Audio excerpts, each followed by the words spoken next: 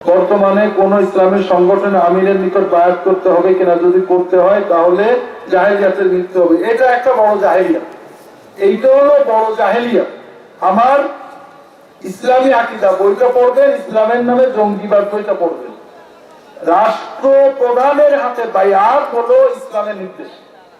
রাষ্ট্রপ্রধান ছাড়া অন্য কারোর বায়াত অর্থাৎ আনুগত্যের শপথ নেওয়া, রাষ্ট্রের আনুগত্য ইসলাম ফরজ করেছে। এরপরে অন্য কারোর হাতে বায়াত করলে তো কতল করা হতো। কাজেই কোন দলের বায়াত মূলতই অবৈধ। তবে আপনি কারোর কাছে বলতে হুজুর আমি ভালো কাজ করবো, এটা ভিন্ন।